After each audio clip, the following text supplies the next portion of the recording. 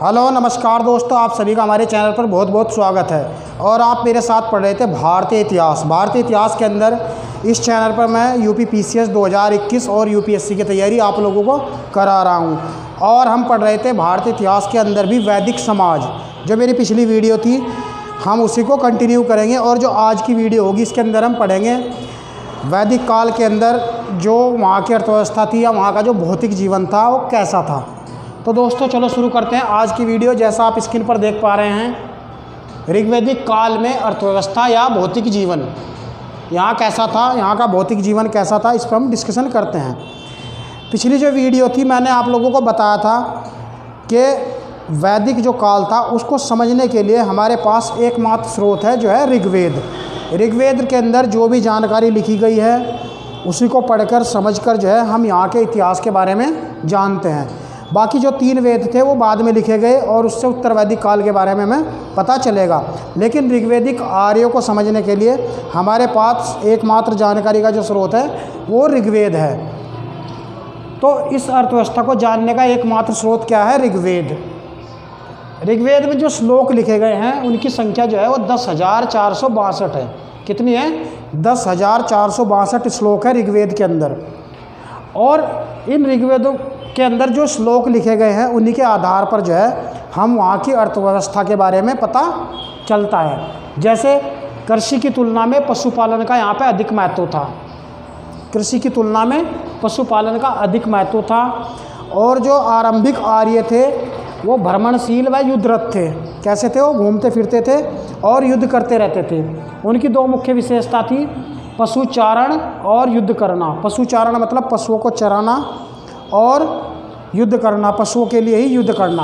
खासकर गाय का महत्व सबसे ज़्यादा था। गाय मवेशी थे, वो मवेशियों को पालते थे और उसमें भी सबसे ज़्यादा महत्वपूर्ण क्या था?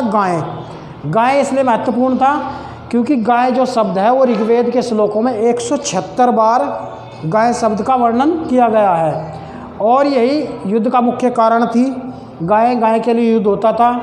ये संपत्ति की इकाई समझी जाती थी। गाय को प्रॉपर्टी मानते थे उस समय। जिसके पास जितनी ज़्यादा गाय वो समाज में इतना ही ज़्यादा प्रभुत्वशाली माना जाता था। दूसरा, ये दक्षिणा की वस्तु थी। दक्षिणा मतलब दान में गाय को लिया और दिया जाता था। एक वर्ड मिलता है हमें ऋग्वेद के अंदर, गिविष्टि। गिविष्टि का मतलब होता है खोज।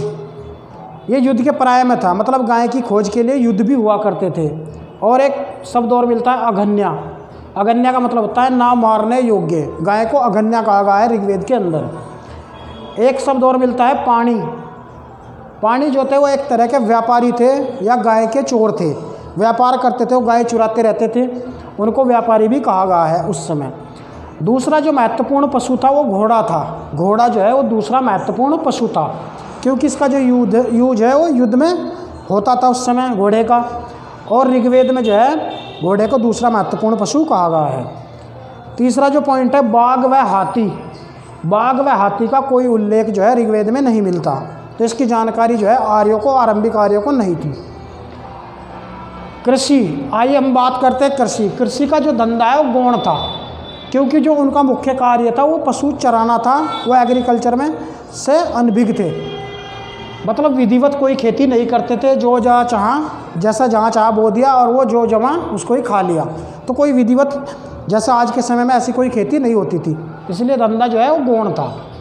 इसलिए वो बार बार ज़मीन को बदल देते थे, नई भूमि को हर बार यूज करते थे खेती के लिए।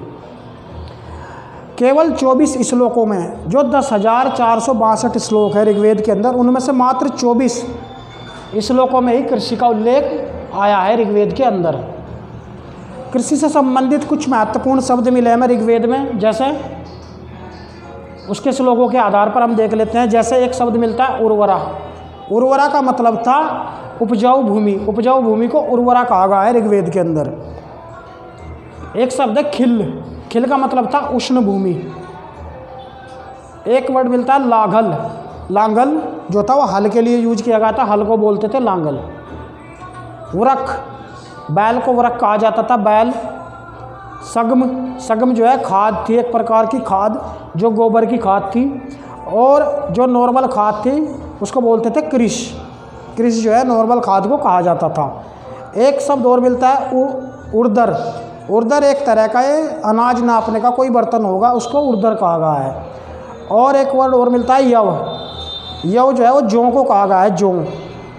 एकमात्र अनाज का उल्लेख है ऋग्वेद के अंदर। ऋग्वेद में गेहूं या चावल का कोई भी उल्लेख नहीं है, सिर्फ एकमात्र अनाज का उल्लेख है यव। यव जो है वो जौ को बोलते थे। तो दोस्तों ये इम्पोर्टेंट फैक्ट्स थे कुछ जो ऋग्वेद में दिए गए हैं इस समाज को समझने के लिए। जो मेरी नेक्स्ट वीडियो होगी उसमें हम बात करेंगे वैदिक समाज के अंदर उद्योग धंधा कैसा था, वहाँ का व्यापार कैसा था, शिल्प कैसा था, वाणिज्य कैसा था, इस पर बात करेंगे। तो अगर आप लोगों को ये वीडियो अच्छी लगे तो हमारे चैनल को सब्सक्राइब कर लें, वीडियो को लाइक करें, शेयर करें। वीडियो देखने के लिए बहुत बहुत धन्यवाद। Thank you so much.